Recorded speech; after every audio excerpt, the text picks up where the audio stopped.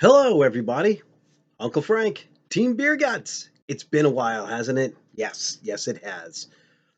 Today is December the 1st, and it's been a while since I've made a video, and there's been a lot going on, a lot of stuff happening going on. If you follow on my personal YouTube channel, you know what that's about.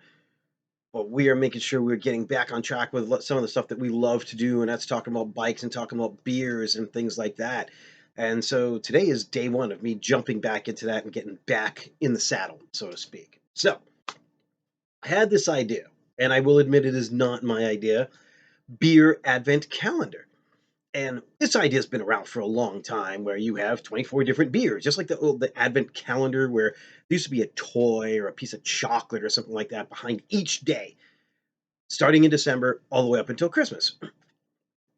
Then there's a beer advent calendar. 24 beers in a case, 24 days before Christmas. Coincidence? Maybe.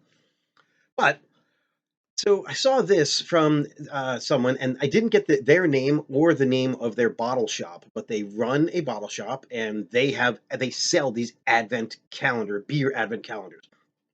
And so they wanted to taste a different beer each day of the stuff that they're selling, and I think that's a great idea. Once I find out who they are, I will give them props. Hopefully, they find this and I find them. Then I'll follow their YouTube and they can follow my YouTube and so on and so forth. And I'll tell you who I took this idea from. But until then, we're just running with it. So, speaking of how you get to find out, don't forget, yes, please like, subscribe, share. Grab that link and share it to your friends. When you subscribe, you'll know when there's a new video coming out. And liking kind of moves us up in the algorithm or the matrix or whatever the hell it's called. So, going to try and do one of these every day, and I don't want to just do a regular beer. Tour de France, I do a different beer every day of the Tour de France, and that is a lot of fun. Some of them I pick for certain stages and so on and so forth. But I feel like this one, I don't want to have like a different beer. So, example, Old Brown Dog. Great beer. Love this beer. But I feel like a lot of people have this beer, or they've already had this beer, or it's in their fridge right now. I kind of want to shoot a little bit different. I want to go and see if I can do 24 unique different beers. I don't know if I have 24 unique different beers in my collection right now. It'd be a great way to go through them and blow through what's there. And those of who had asked, yes, I can have beer each day. Not a bunch of beer, but I can have beer every day. It is thankfully one of those things I can still do, which is awesome. So why not enjoy it, and let's enjoy it together. So let's see if I can do a different, unique beer every day. So I'm jumping in here and I'm going in deep dive. Deep dive. I should talk lower. Or even like Stephen A. Smith. But that guy can annoy people, so I don't want to do that. So, Treble Hook from 2010. Yes, this is a 21-year-old beer. It's old enough to drink itself. Barley wines and imperial stouts are stronger in alcohol. They can be aged as long as they've been cellared properly. The flavors will change. The hops will come down. The malts will come together. You'll get more vinous and raisiny and things like that. It'll go from barley wine to old ale. Imperial stouts will become different, go from American to English. There's so many different things when you have a beer that has lots of complexity to it. This one's been hanging around for a while. So let's start here. It could be wonderful. It might not be. I don't know. But it's day one, advent calendar, beer calendar. I'm going to do one of these every day. I'll take a picture of the beer. I'll throw that on Instagram with a link to come here. So follow us on Instagram as well, Team Beer Guts, underscore between the two words, and it's Guts with a Z, because I like to be difficult. Anyway, so let's jump into it. Let's see what we got here. Treble Hook. And I actually thought this was a 2012, to be completely honest with you. And I grabbed it and I'm like, wow, 2010. And I think I have one others of these, which might be a 12, it might be the 10. So this is from Red Hook Brewery. Red Hook was very prominent for a long time everywhere. And well, what's funny too, if you think about it, a few years ago when people started building breweries on the East Coast, they're like, oh, that makes so much sense. Now look at that, the beer's gonna be fresh, it doesn't have to transport and everything else. Red Hook did this a long time ago.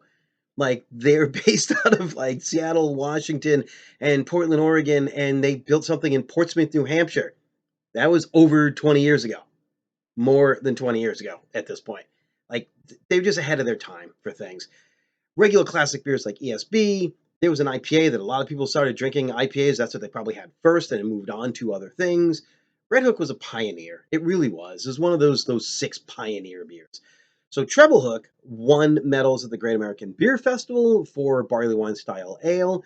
You're looking at a strong percentage, something over 9%. You're looking at malt complexity, some darker malts, but not a super dark beer. We want this to be garnet in color. And with the age, there are certain things that are going to be allowed. Some oxidation is allowed. There might be a twinge of sourness that goes along with it. I tulip style glass would be perfect for this. I have a sort of tulip glass and a full tulip glass, but sounds like it's got some life. I got a glass over here, and then I was looking for an old Red Hook glass. I don't have one. I have an old Newport Storm glass. They no longer exist anymore either, which tells you how long I've been drinking beer and saving beer. So, anyway, what do we got here? Not a lot of carbonation coming out of this. Oh, there's some. We got some. Oh, let me put that to the camera so you can see what's going on here. It's actually a really nice color.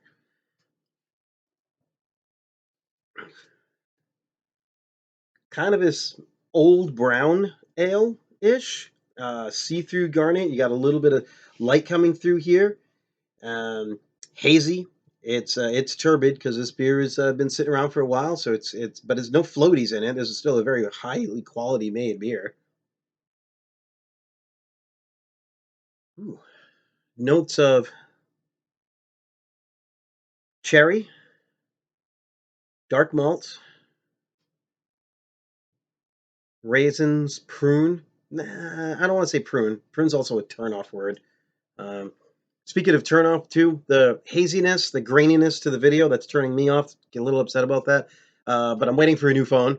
And so I'm using my laptop to do this right now. But again, I was so excited about this idea. I just had to share it. I had to jump in on doing this. So anyway, what do we got for taste here?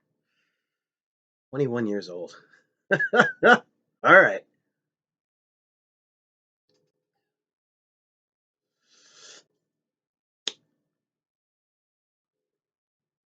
All right.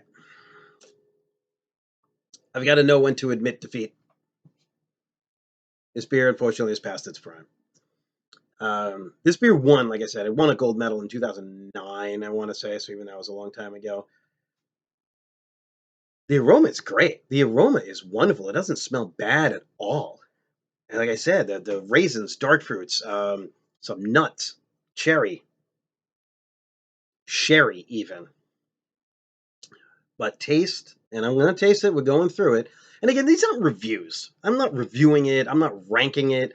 I had a word for it when I was thinking about it earlier, just calling them craft beer discussions, I guess. And that's the way I talk about it. And yeah, the beers are meant to age, but probably not for 21 years.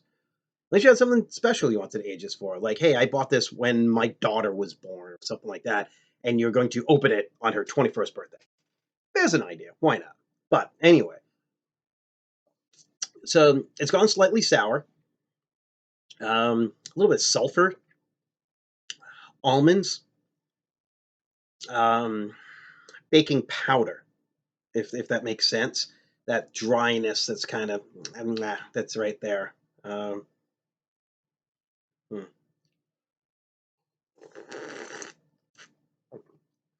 You can tell this beer was wonderful in its day and it has a lot of complexity to it, but the oxidation has made it sour and it's a little off putting and it's just not, unfortunately, just not that enjoyable anymore. So, uh, hey, they all can't be winners, right? That's the way it works. But I'm still very excited to try and do this. A different beer every day beer advent calendar. Please follow along. I think this is going to be fun. This is going to be a little journey.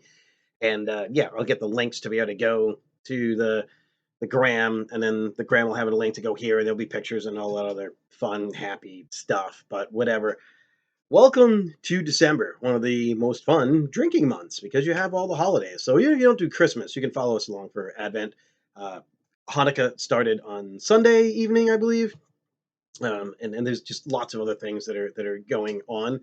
Um, so unfortunately, this one didn't make it. I'll probably pour myself something else, and then we will see you tomorrow for day 2 of our Advent beer tasting. Oh well, it happens. Until then, be good to yourself, be good to each other, and drink good beer. Cheers. Oh, you just got to see my head. Did I? I didn't cut myself shaving there. There.